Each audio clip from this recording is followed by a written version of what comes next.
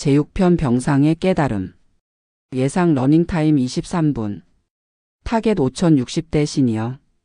형식 1인 나레이션 오디오북. 죽음의 문턱에서 비로소 보이는 것들이 있습니다. 72세 최영순. 그녀가 쓰러진 건 자식들의 배신 때문이 아니었습니다. 30년간 쌓인 스트레스 그리고 혼자 견뎌낸 외로움 때문이었죠. 법원 출석을 하루 앞둔 밤. 갑작스러운 가슴 통증. 119를 부를 시간도 없었습니다. 의식이 흐려지는 순간 그녀의 머릿속을 스쳐 지나간 건 돈도 집도 유언장도 아니었습니다. 아, 이렇게 끝나는구나. 하지만 죽음은 때로 새로운 시작입니다. 병상에 누운 어머니를 보며 자식들은 비로소 깨달았습니다. 어머니가 정말 떠날 수도 있구나. 챕터 1 쓰러지던 날 밤. 11월 20일 목요일 밤 11시. 법원 출석은 다음날 오전 10시였습니다. 민철이가 신청한 성년 후견인 심판.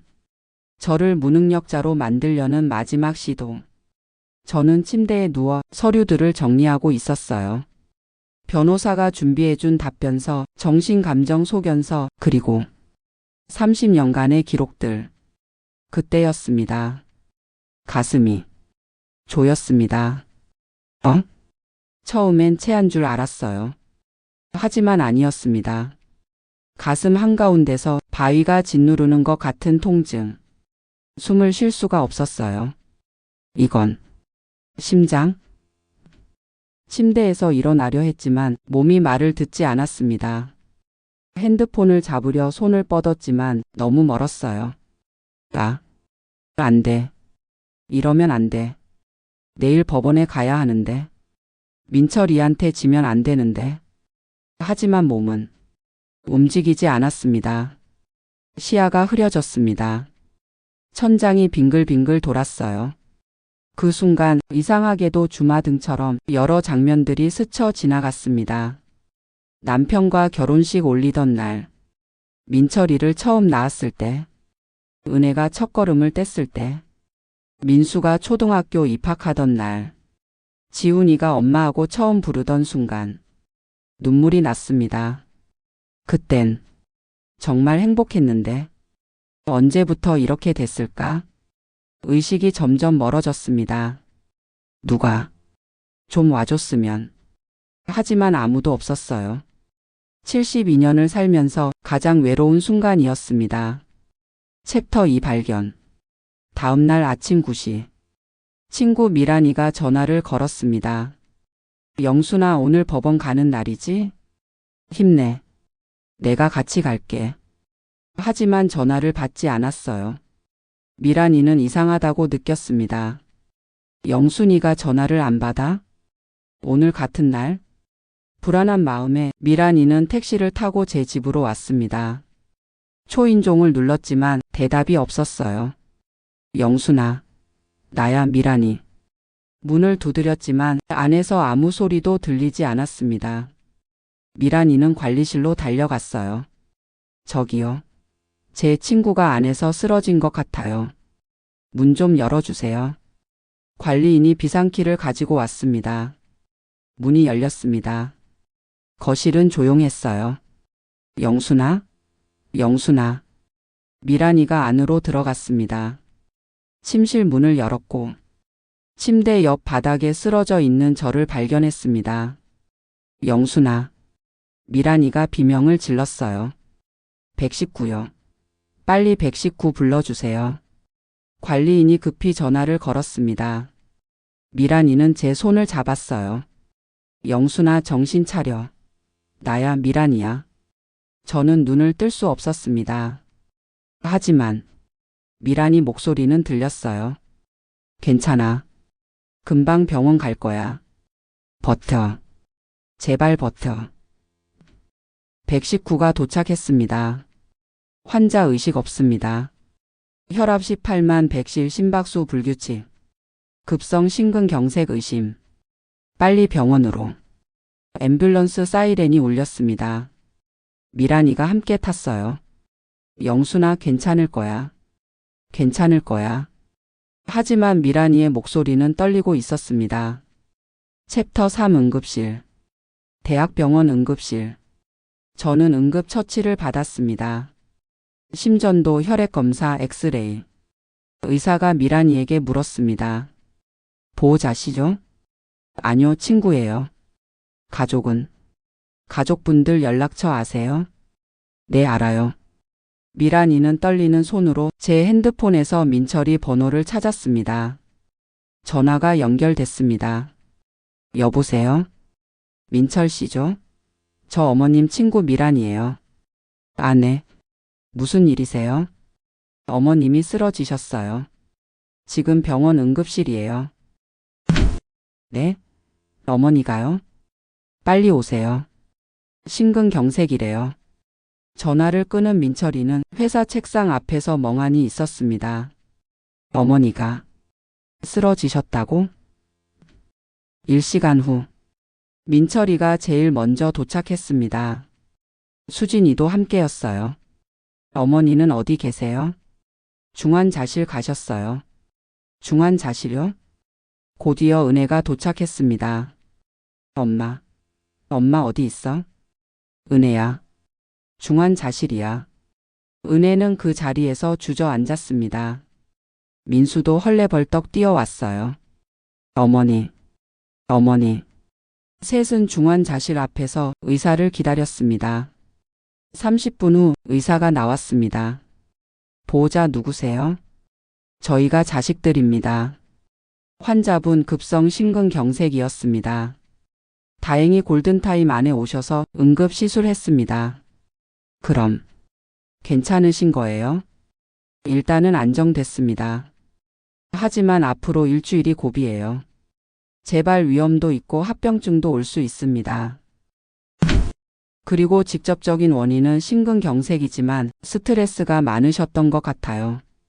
가족분들 어머님께 무슨 일 있으셨나요? 민철이, 은혜, 민수. 셋은 아무 대답도 하지 못했습니다. 의사가 한숨을 쉬었어요. 환자분 나이가 72이세요. 이 나이에 극도의 스트레스는 치명적입니다. 가족분들이 잘 돌봐드려야 해요. 의사는 그렇게 말하고 들어갔습니다. 복도에는 무거운 침묵만 흘렀어요. 챕터 4 중환자실 면회. 오후 2시. 첫 면회 시간이었습니다. 한 번에 한 명씩 10분만 들어갈 수 있었어요. 민철이가 먼저 들어갔습니다. 민철이는 중환자실 문을 열었습니다. 침대에 누운 저. 온몸에 연결된 각종 선들. 산소 마스크를 쓴 얼굴. 민철이는 그 모습을 보고 다리가 풀렸습니다. 어머니. 침대 옆에 앉았어요. 제 손을 잡았습니다. 차가웠습니다. 어머니. 제가 잘못했습니다. 민철이의 눈에서 눈물이 났어요. 후견인 신청. 취하할게요. 다 취하할게요. 그러니까 일어나세요. 제발. 저는 눈을 뜰 수 없었습니다. 하지만 민철이 목소리는 들렸어요. 은혜가 들어왔습니다. 어머니를 보자마자 울음을 터뜨렸어요. 엄마. 미안해. 정말 미안해. 제 손을 꽉 잡았습니다. 엄마, 나 돈 필요 없어. 유산도 필요 없어. 그냥 깨어나기만 해줘. 엄마 없으면 난. 은혜는 계속 울었습니다. 간호사가 들어와서 말했어요. 보호자님, 환자분한테 안 좋아요. 진정하세요. 은혜는 울음을 참으며 제 이마에 입을 맞췄습니다. 엄마, 사랑해. 민수가 들어왔습니다. 문을 열고 들어서자마자 무릎을 꿇었어요. 어머니, 이 못난 자식을 용서해 주세요. 민수는 침대 옆에서 한참을 울었습니다. 어머니가 쓰러진 게 다 제 잘못이에요. 제가 효자였다면 어머니가 이렇게까지 안 되셨을 텐데. 민수의 손이 제 손을 잡았습니다. 어머니, 저 이제 진짜 사람 될게요. 도박도 끊었어요. 일도 열심히 하고 있어요. 그러니까 깨어나세요. 제가 제대로 효도할게요. 하지만 막내 지훈이는 오지 않았습니다. 캐나다에 있다는 핑계로. 면회 시간 내내 지훈이한테서는 아무 연락도 없었어요. 민철이가 전화를 걸었습니다. 야, 지훈아. 어머니 위독하시대. 알아. 그래서 언제 와? 형, 나 병원 당직이라. 야, 어머니가 돌아가실 수도 있다고. 미안, 형. 나 정말 못 가. 전화가 끊어졌습니다. 민철이는 전화기를 움켜쥐었어요. 이 자식이. 챕터 5 일주일의 기적. 일주일. 의사가 말한 고비의 시간. 그 일주일 동안 많은 것이 변했습니다. 민철이는 병원에서 밤을 샜습니다. 중환자실 밖 의자에서 수진이가 말했어요. 여보, 집에 가요. 여기서 뭐하게? 난 여기 있을 거야. 왜? 어머니가 깨어나실 때 곁에 있고 싶어서. 민철이는 처음으로 진심으로 걱정하고 있었습니다. 은혜는 매일 병원에 왔습니다. 면회 시간마다 들어가서 제게 말을 걸었어요. 엄마, 나 어제 전 남편한테 전화했어. 미안하다고 했어. 내가 잘못했다고. 엄마, 나 이제 거짓말 안 할게. 정직하게 살게. 그러니까 눈 떠줘. 민수는 새벽부터 저녁까지 병원에 있었습니다. 일도 쉬고. 어머니, 저 회사에서 인정받았어요. 성실하다고 칭찬받았어요. 어머니, 제가 달라지고 있어요. 어머니 덕분이에요. 그러니까 깨어나셔서 달라진 저 좀 봐주세요. 7째 날. 저는 눈을 떴습니다. 천장이 보였어요. 흰색 천장. 여기가 어디지? 고개를 돌렸더니 민철이가 의자에서 자고 있었습니다. 손을 움직였더니 민철이가 깼어요. 어머니 깨어나셨어요? 간호사를 불렀습니다. 환자분 의식 돌아왔어요. 의료진이 우르르 들어왔어요. 어르신 보이세요? 네. 여기가 어딘지 아세요? 병원. 같은데요? 의사가 웃었습니다. 맞아요. 잘 버티셨어요. 챕터 6 깨달음. 일반 병실로 옮긴 후 자녀들이 모두 모였습니다. 민철이, 은혜, 민수. 셋은 제 침대 주위에 둘러 앉았어요. 저는 천천히 입을 열었습니다. 애들아, 내 어머니. 너희들 일주일 동안 여기 있었니? 내 어머니. 왜? 민철이가 대답했습니다. 어머니가 걱정돼서요. 정말 걱정했니? 아니면 재산이 걱정했니? 어머니, 솔직하게 말해봐. 민철이가 고개를 숙였습니다. 처음엔 솔직히 재산도 생각했습니다. 하지만 어머니가 이렇게 누워 계시는 거 보니까 그런 거 다 필요 없더라고요. 그냥 어머니만 깨어나셨으면 좋겠다고. 은혜가 말했습니다. 엄마, 나도 처음엔 돈 생각했어. 유산 받아야겠다고. 근데 엄마 없는 세상 상상해봤어. 무서웠어. 정말 무서웠어. 엄마는 돈보다 훨씬 소중해. 민수가 울면서 말했습니다.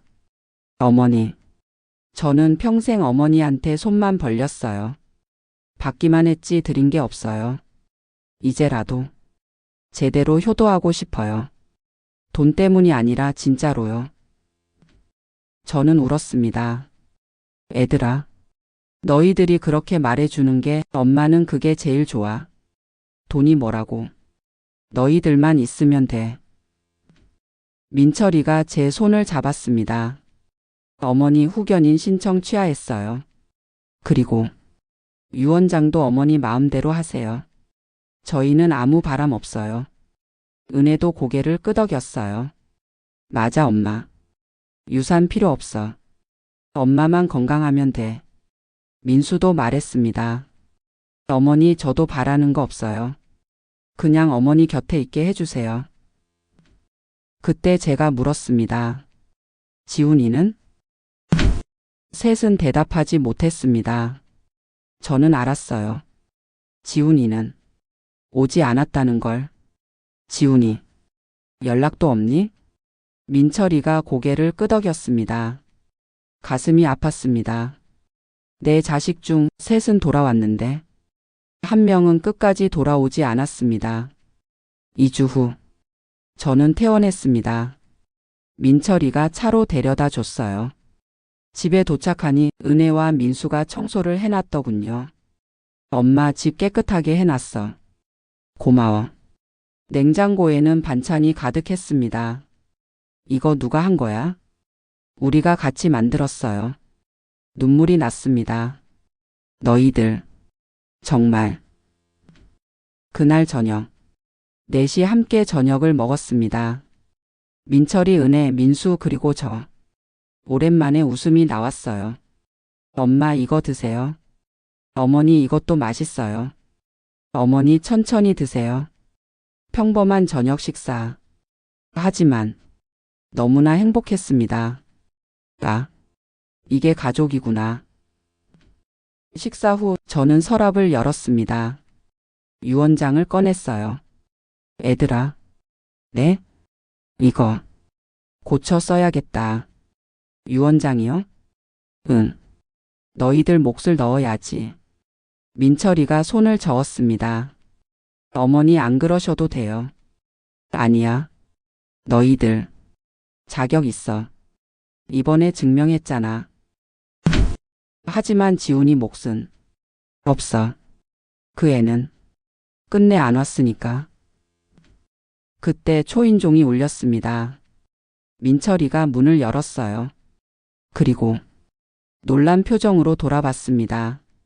어머니, 지훈이에요. 문 밖에 큰 캐리어를 끌고 선 막내 지훈이가 서 있었습니다. 어머니, 죄송합니다. 이제라도 왔습니다. 죽음의 문턱에서 돌아온 어머니. 그리고 뒤늦게 나타난 막내 아들. 과연 지훈이의 귀국은 진심일까요? 아니면 또 다른 계산일까요? 제7편 여행 중 폭로에서 가족 모두가 떠나는 화해의 여행. 하지만 그곳에서 밝혀질 충격적인 진실들이 기다립니다. 여러분은 가족과의 화해 경험해 보신 적 있으신가요? 때로는 위기가 가족을 다시 묶는 계기가 되기도 합니다. 여러분의 경험을 댓글로 나눠주세요. 이 영상이 감동적이셨다면 구독, 좋아요, 알림 설정 부탁드립니다.